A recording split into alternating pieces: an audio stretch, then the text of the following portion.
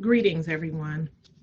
So I am hopeful that you all had a restful weekend and that you are ready to go and excited about the continuation of the journey into theory. And so we will stop where we left off. Remember that the two supplemental videos, informational videos, will appear in module 2, so that you can at least see what I had to summarize, because the sound was not um, um, available within the context of Zoom. So when we talk about the kinds of theories in social work, there are multiple theories that we use. And so we start off with the theories that try to help us understand social work, right? The work that we must do and why we must do it. So we have these broad theories that are used to govern our understanding of the kinds of work that is social, that must be done to support people who need that kind of support. And so we borrow theories from a number of places, sociology primarily, and psychology.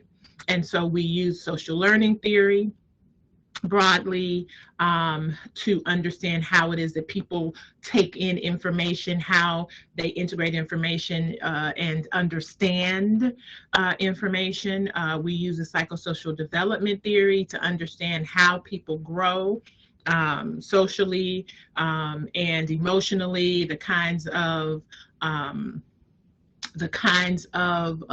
maturation that happens over the lifespan, the kinds of interactions they have and must have with others in order to be what we deem healthy emotionally. We talk about psychodynamic theory, we talk about social exchange theory, among others.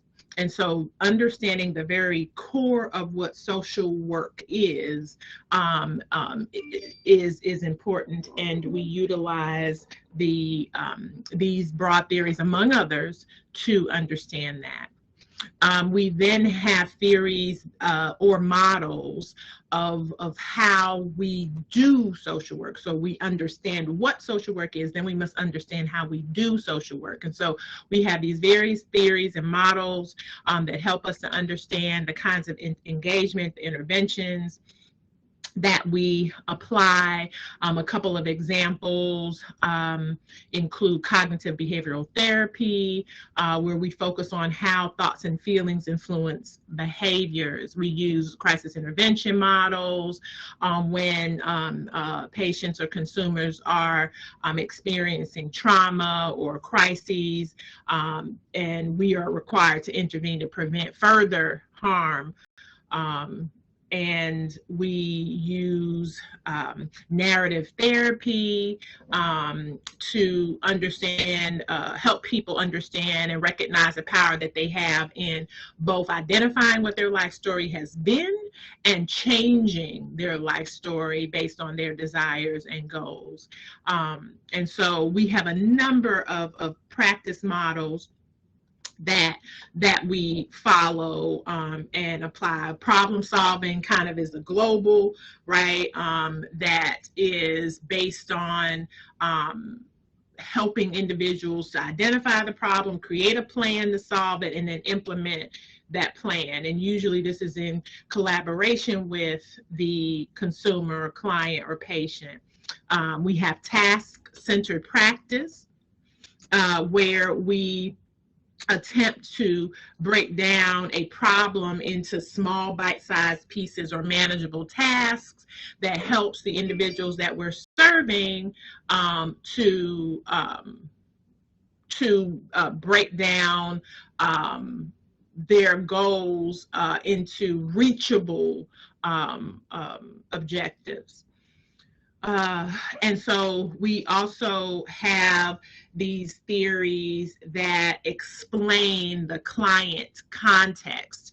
Sometimes they're referred to as standpoint theories, basically meaning that it requires that you place yourself in a position of the person you're serving in order to be able to understand. You shift, you pivot in order to be able to understand the kinds of factors that impact or influence the person you're serving.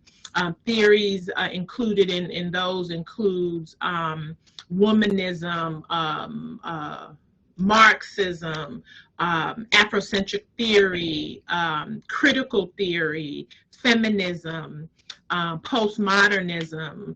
All of those are really centering the experiences of the people we're serving, so that we're not excessively biased, because you're always biased. You're always coming into a position, a space with your bias. But these theories force you to shift your perspective to face, or at least understand, the experiences and contexts of the people we're serving. Then we have meta theory. And the goal of meta theory is, or meta theories, are to analyze or investigate other theories and the validity of those theories, the context for which these concepts come into play scientifically. Meta theories can also represent a set of narratives that describe what's meaningful, what's acceptable, and what meta theories help us to do is to avoid having or pushing ideas that are unproductive, that result in confusion, that too much overlapping. And some of those theories include systems theories, social constructivism, conflict theory, all kind of help us to understand the other theories and the other contexts in which some of these circumstances that we are responding to occur.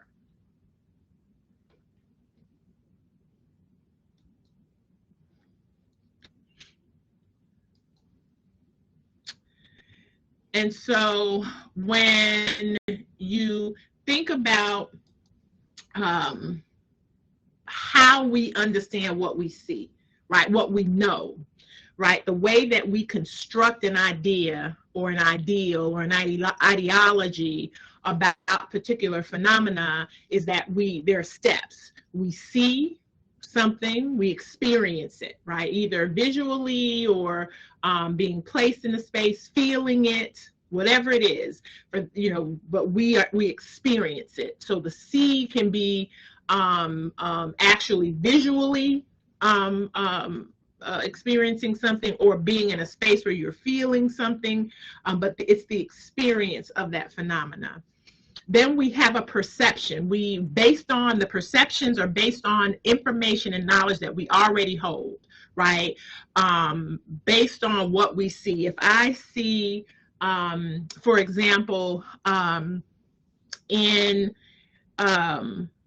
Belize, there's this Johnny cake, right? And a Johnny cake is made from maize or maize or corn, and it's fried cornmeal, right?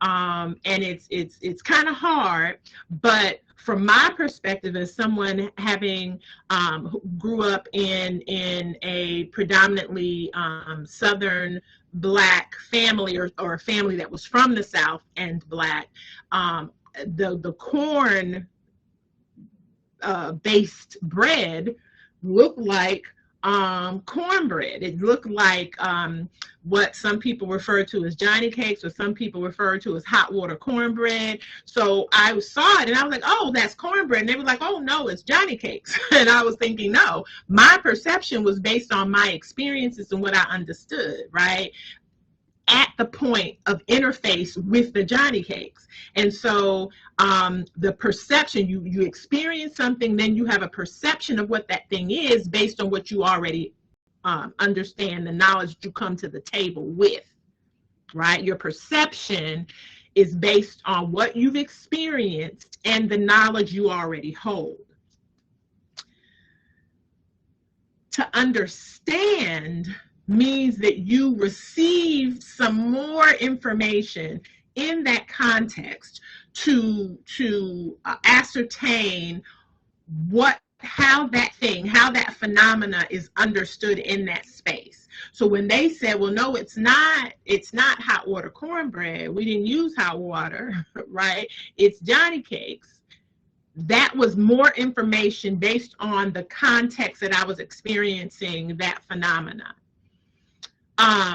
Then once you have an understanding of it, you begin to share that out. You begin to disseminate that information based on what you've seen, perceived, and understood. And then it gets accepted as knowledge, right? It gets accepted. This is the construction of knowledge. It gets accepted as that's a Johnny cake. Regardless of whatever your experiences are in this space, it's a Johnny cake.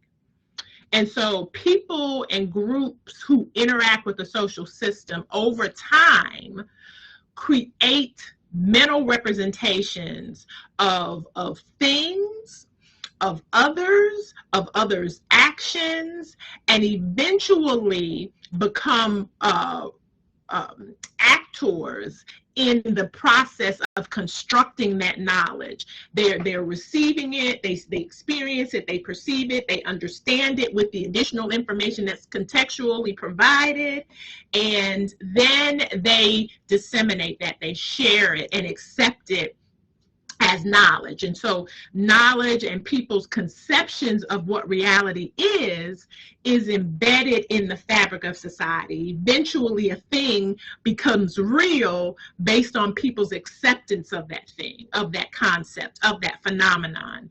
And so it is why we often hear people saying that just because something is doesn't mean it is what you think it is. It is what has been accepted. It is the knowledge that has been received and repeated over and over again that made it so. And so we have to consciously be clear that what we know was socially constructed to be. That we believe the knowledge that we hold and have because of what we were socialized to believe it is. It becomes more difficult to accept that when we recognize that some of that knowledge is what we stake our humanity on. That information that was reinforced by others, by culture, by nation, by belief, is what we were socialized to believe. That there's no real right or wrong, but it's what we've been socialized to believe is acceptable versus unacceptable, what is versus what isn't. And that is for any aspect of knowledge. And so people often believe that they understand something because they're interacting with it, interfacing with it daily. They use it all the time. Well, I know that that's, I know that that's red because I've been told that's what red is all my life. I don't know what it's called in other places, but it's red. Have you ever, people who have full vision, they're not colorblind, someone asks you a color or says something about a color and they say that's purple and you're like, no, that's red. Or they point at if you look at the blocks on the bottom of the slide and I say that's pink, pink, pink, and pink. And someone else says, well, no, that's pink, fuchsia, pink, and purple. Or someone else says, no, that's, pink, light red, pink, and blood red, right? Depending on what you're looking at and how you're looking at it and how you're framing it, it could be any of those things. But because we've been socially socialized to understand even color, it is what we believe it is based on the knowledge that we hold and persist within our particular standing. One of the challenges with knowledge is that most knowledge can be philosophically challenged. Most knowledge has so much depth and complexity that it isn't often just right or wrong. Sometimes there are gradations of it. Sometimes there's mixed information. And so we have to be careful about standing on, certain beliefs or understandings when it's possible that there are differing perspectives and differing assessments of that knowledge. Even when we think about how different professionals address particular issues, I worked in juvenile justice. The ways that the folks who came out of criminology or criminal justice managed the young people in the system differed significantly from the way that I responded to and handled the young people who were assigned some sort of juvenile justice to some sort of juvenile justice or incarcerated space. It was different because of the way we understand our interventions and our interactions with marginalized people, right? It wasn't about punishment for us. It was about growth and development. Right. And so the approach is very different. Same issue, same, in some cases, diagnoses, same charges, but the approach was different because of the way that we understand, different because of the way our knowledge is set up.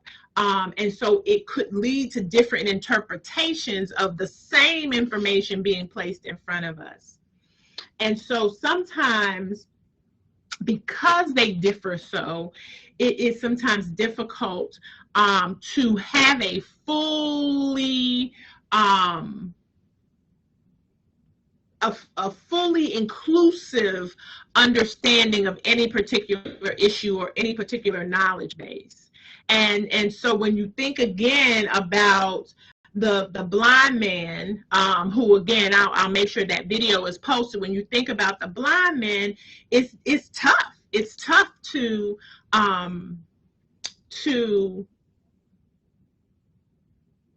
for each of them to have a full perspective because they only see and experience the part of the elephant that they are touching.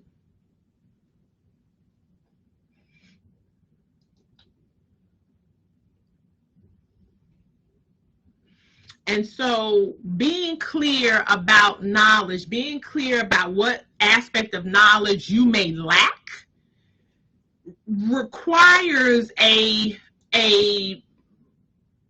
fully aware engagement with the information. You might misunderstand your knowledge, misunderstand what you know because you don't have a comprehensive view. You may also lack some sort of full perspective, and as a result, your judgments may be lacking.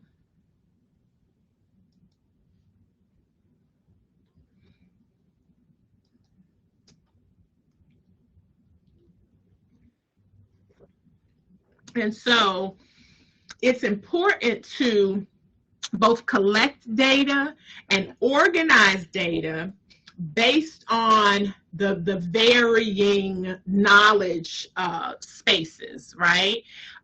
So you have to observe, record what you've observed, and have various opportunities, multiple opportunities to make those observations and recording. There are some patterns and themes that exist in knowledge. There are two different approaches to learning and as a result, knowledge building. So the first is intuitive learning versus rational learning. Intuitive learning typically occurs unconsciously. A great deal of what we know is through intuitive learning. It's a fast way of learning based on experiencing reality. So you observe, you orient yourself with what you're observing, you interpret what you've seen and then or experienced, and then you act on that. That information unfolds itself without typically being observed by the individual. So as social workers, we're probably more than some, a little bit more aware of this process, this intuitive learning, because we are trained to make observations and to act based on those observations. So sometimes we're a little bit more conscientious about this intuitive process that most people are not typically aware of. We're particularly those of us who've worked in any sort of forensic social work or protective social work, whether children or elders. We're trained to observe without other people knowing we're observing, and to kind of recollect that information, even if we're not physically recording it, and to make some analysis based on that. But most people aren't really aware of what they're learning, what they're gathering based on that intuitiveness, based on it just experiencing it. And so when you're going through this process, some of this orientation, this orienting that happens is mentally constructed. Sometimes some of that includes like cultural traditions. It includes heritage. It includes, like, think of some of the things that you know, that you experienced as a family. At one point, there were these videos about about cleaning chicken with various products, or not cleaning chicken that you've purchased in a store, and many people, were shocked because you grew up watching your mothers and grandmothers using various vinegar, lemon juice, lime juice to clean meats. And so the idea of not cleaning is not even something that you thought about, because it's something that you intuitively learned. You watched, you recollected that, and you acted on what you learned. And there are other things. If you think about some things that you experienced, you recognized it, it became a part of what you did, how you sweep, what is cleaning a house, what does that look like? Some of that comes from what you watch, some of that comes from somebody actually teaching you, so through rational learning. Some of how you cook, how you manage your hygiene, how you comb your hair, all of the little things that we don't think about how we learned could have and likely happen through either intuitive or rational learning processes. So rational learning is a very conscious process. It's much more deliberate, it's slower, it's the type of learning that is a cycle, right? The objectives are set, you act on them, you evaluate, you adjust as necessary, and then you improve. During the planning stages, the objectives of what you're learning is established, and the processes that you will need to implement are taught. But you continue to check over and over again about as to whether or not what you've done is appropriate. That's the evaluation, the checking period. You make adjustments as you move, and if you think about, again, something that you've learned that required this sort of methodical way of learning, when you learn a program, right, you're given the information, the objectives is for you to learn how to accurately utilize SPSS, for instance, or some other program, and then you continue to evaluate, did you get it done, was it right, you adjust and make improvements as that learning process continues. This results in sort of continuous improvement. But both of these this lends to this idea of continuous learning. Each new iteration of your experience adds to what you know, and there are different kinds of knowledge that falls under one of these learning models, intuitive or rational. And you can probably think of a couple of ways that you intuitively, or a couple of things or knowledge areas that you intuitively learned versus rationally learned.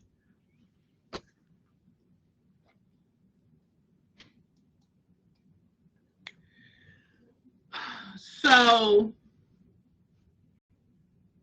some of Western epistemology began with Plato's dialogues focusing on individual knowledge. This idea that that belief, intuition, and understanding was important. The central concern here is what it means for a person to know something. And that, again, Plato says that there are 4 stages of knowledge. First is the idea that you can conceptualize it, the imagination. Then belief comes next, that you believe that a thing exists. And that you intuitively begin to integrate that information into your knowledge base, and then finally understand it. And he suggested that moving from one stage to another is gradual, and that this movement is based on a series of experiences and education, someone giving you information about the phenomenon. And that if you understand that there are various parts of the human being that actually holds knowledge, include not just the brain, but that actually holds information, that there is knowledge already imprinted, according to Plato, in the brain, and that some of that knowledge is based on what's experienced. When an infant or a toddler touches something hot, that's imprinted. But the information, the receipt of it, the interface happened at the hand, right? The sensory interface is at the hand, but then it becomes imprinted on the brain. According to Plato, there are various ways that the body holds knowledge, receives and holds knowledge. So I want to do a quick game or exercise, if you would. And I want you, let's see if I can do this successfully.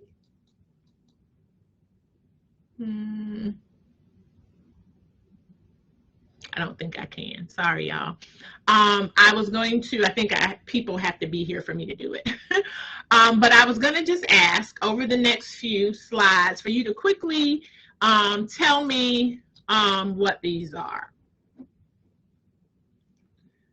Go ahead, and I think you can put it in the chat maybe. But go ahead and tell me what this is. If you said buffalo, you were correct. It's not a cow and it's not a bull, it is a buffalo. Can you tell me what this is?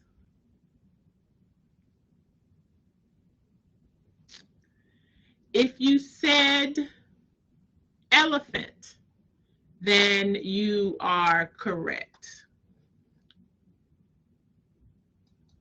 Can you tell me what this is?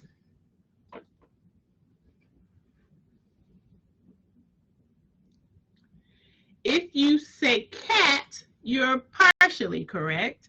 If you said domesticated cat, then you are correct.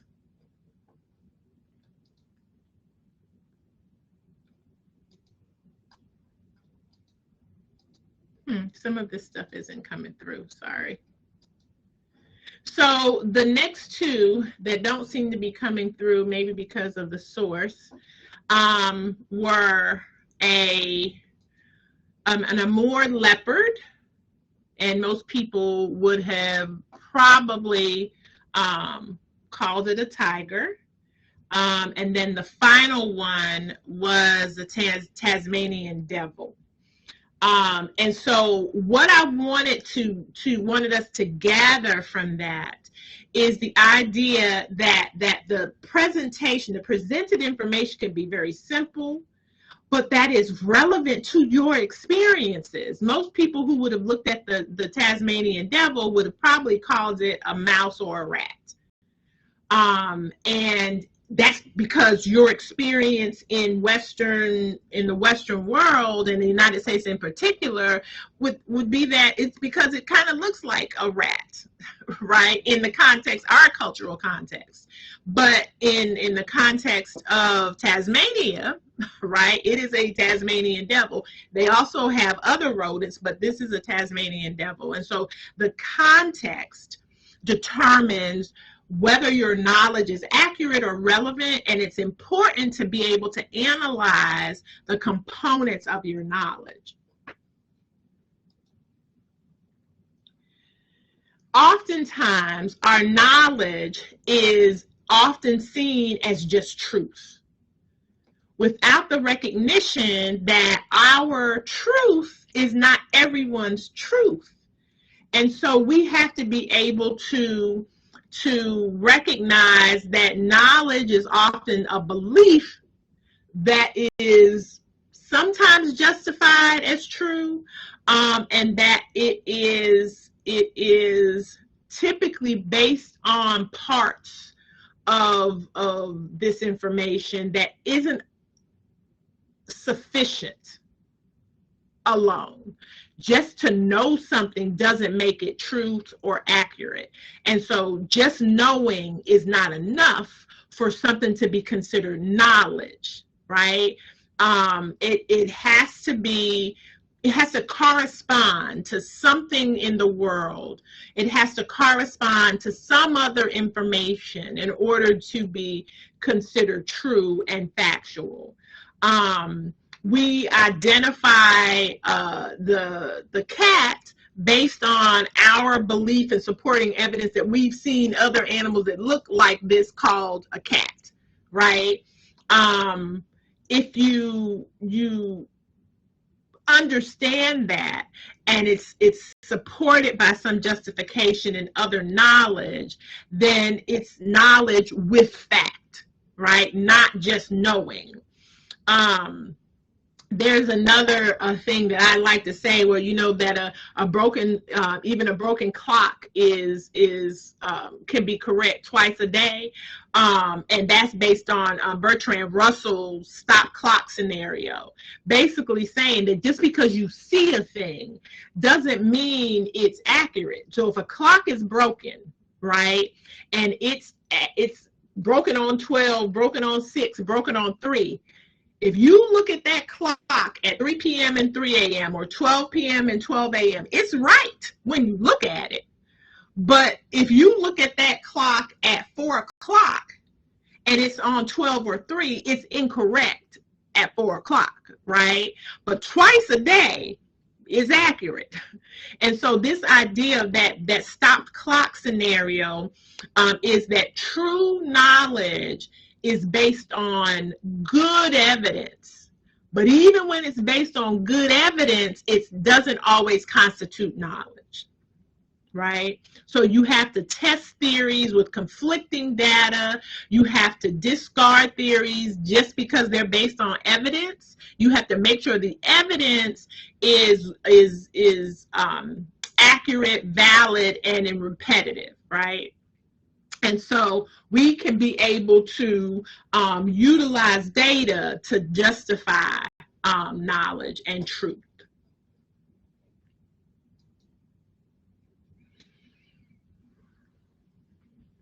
And so when you think of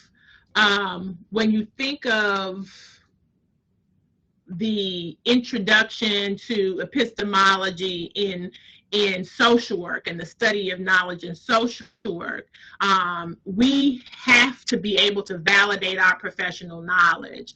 So it begs to ask the questions, how is knowledge justified?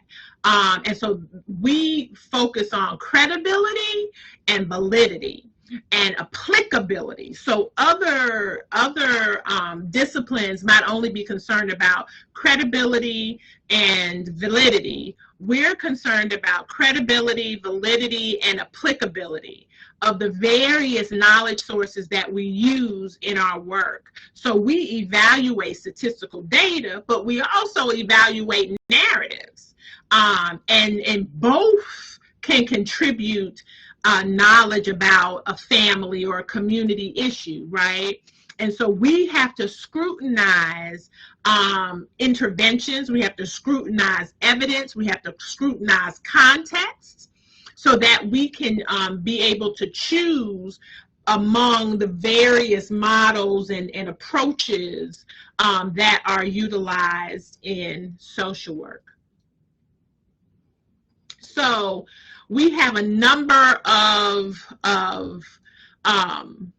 pioneers, or people we reference as pioneers in social work. Everyone is really familiar typically with Jane Addams, and Jane Addams is renowned for her work at Hull House, where she implemented a community-based approach to social work. Her philosophy was centered on living among those we're serving. It included some direct practical relationships and support, and there was some emphasis on human rights and social justice, which become later some of the foundational values in social work education. And so it's important because Hull House is important. Jane Addams is important because it wasn't only about providing shelter, it was about providing education, recreational opportunities, and promoting living and working in the community, which contrasts a bit with Mary Richmond's kind of structured casework methodology approach to determine things like eligibility for aid, systematic assessment, individualized care, documentation. And so you know, most people remember her because of the friendly visitors who were associated with her approach, who were sent out to assess the needs of the poor through home visits and interviews. And so that case management model comes out of Mary Richmond's work. It also kind of lays the foundation for some of the modern social work practices, which emphasize the need for professional training and accountability on the part of the case managers and social workers. And while she was criticized during the time she was working and some after, her methodologies did advance some of the professionalization of social work, and her book, Social Diagnosis, provided a framework for social workers to systematically evaluate and address the needs of their clients. Then we have Edith Abbott, who was instrumental in integrating academic research into social work education. She advocated for a curriculum that combined social research with practical training, which took the discipline up a notch, and created the scientific or the science scientific approach to the work. And her work at the University of Chicago School of Social Service Administration really set a precedence for incorporating social research into the social work curriculum. But then we also have George Edmund Haynes, He was a civil rights advocate. He had a diverse educational background. He was the first African American to graduate from the New York School of Philanthropy, which is now Columbia University School of Social Work, born in 1880. A bunch of work in the Black community and in the broader community, but certainly with some focus on the service of African Americans throughout for a long period of time, right? So post-Reconstruction, World War I and II. So provided quite a bit of work. He was the co-founder and first executive director of the National Urban League. He worked as a special assistant to the Secretary of Labor, and he was one of the 2 highest ranking Black federal employees at the time. Then we have Mary Church Terrell, who was one of the most prominent advocates and pioneers for African American women in the U.S. She was a daughter of formerly enslaved people who became business owners. She was one of the first Black women to earn a bachelor's degree, first Black woman appointed to a school board, first African American admitted to the Washington, D.C. branch of the American Association of University Women. She co-founded the National Association of Colored Women. She became a charter member of the National Association for the Advancement of Colored People. So Mary Church Terrell's impact and influence is pervasive, and she plays an important role in the epistemological foundation of social work. And then there was Thyra Edwards, who was a social worker with multinational impact. So she began her career in Chicago and then went on to become a lecturer, a women's rights advocate, labor organizer, and a journalist. After World War II, she became the executive director of the Congress of American Women. She was one of the major contributors, and one of the biggest impacts of the Congress of American Women was the establishment of the first child care program to assist Jewish Holocaust survivors.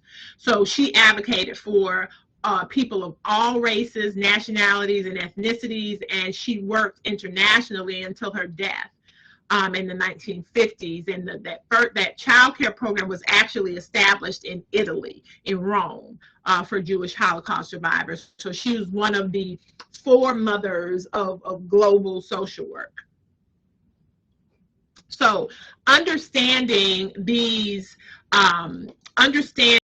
historical perspectives helps us to contextualize current social work practices, the frameworks that guide our education and our knowledge.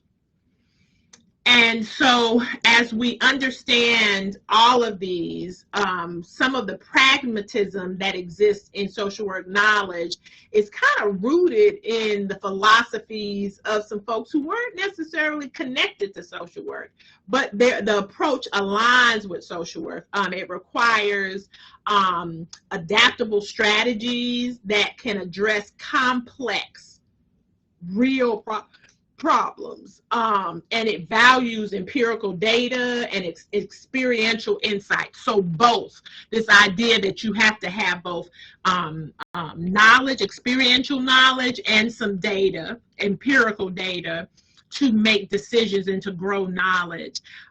It allows social workers to begin to refine the methods that they utilize or they employ based on client feedback, some of the observed outcomes that they see, and being able to adjust the intervention based on that feedback and the observations.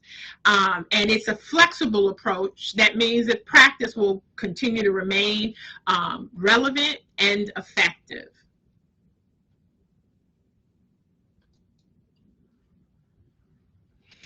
Then we have positivism.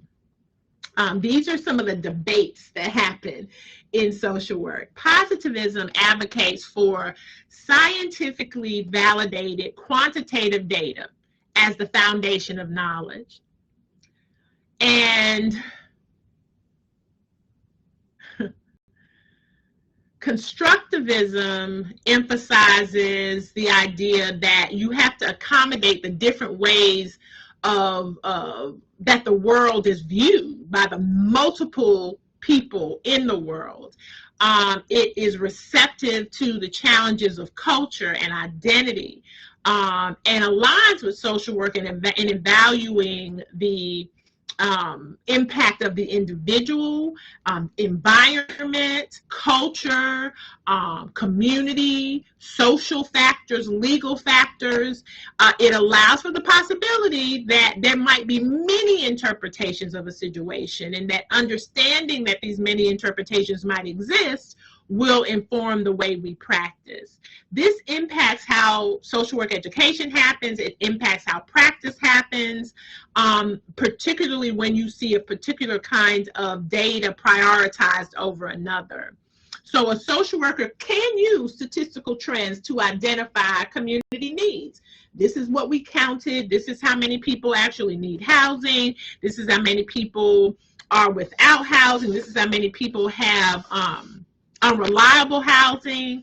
And then, though, you have to also get some specific experiential information to understand whether or not the data actually pours out, whether it fleshes out in real life, because it doesn't always. So a positivist approach would formulate a research question that aims to uncover some key governing behavior, right? For example, what is the relationship between money and happiness? A constructivist approach really looks at open-ended, multidimensional, interactive questions. For example, how do teens experience happiness? That's a very different question. Rather than targeting a relationship that you have to measure, it's really, talk to me about what happiness is, right? How do you describe happiness? What does happiness look like for you? If you were happy, what would you be? Like, what would it look like?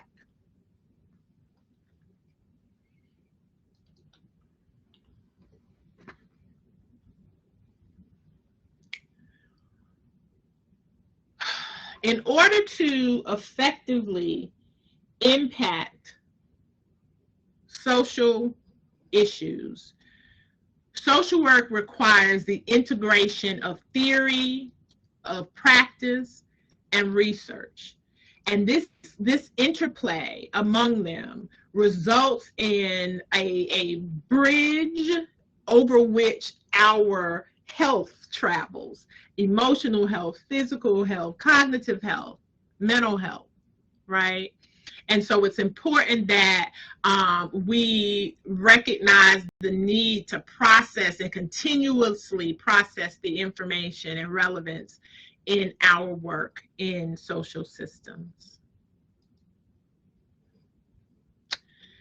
So we have a number of methods that we use to establish or develop knowledge.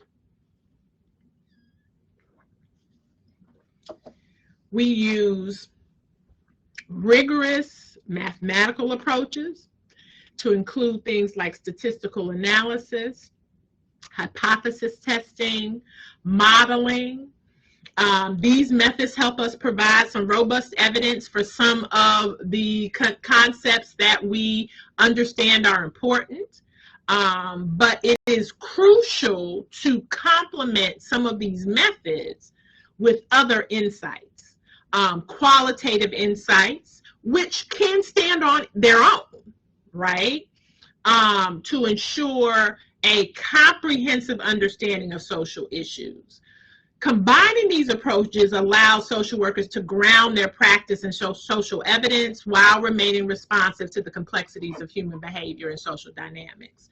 So it's important to recognize there are many methods, qualitative and quantitative and mixed, that we can use to analyze some of the issues that impact the people and the populations that we have committed to serve.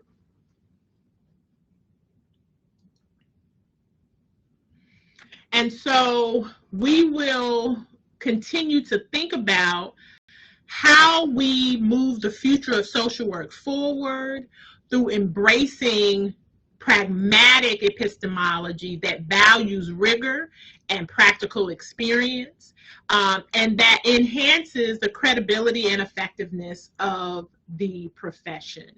We have to approach all of the questions that we have about the phenomena that we face holistically with culturally adaptive methods.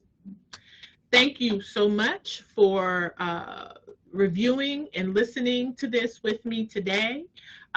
We are excited about joining you synchronously next week. And please make sure that you are looking at and considering some of the assignments and questions that will be posted. And I will make sure that the videos that I tried to play in class that didn't play are available to you. Thank you so much and have a great week. Bye-bye.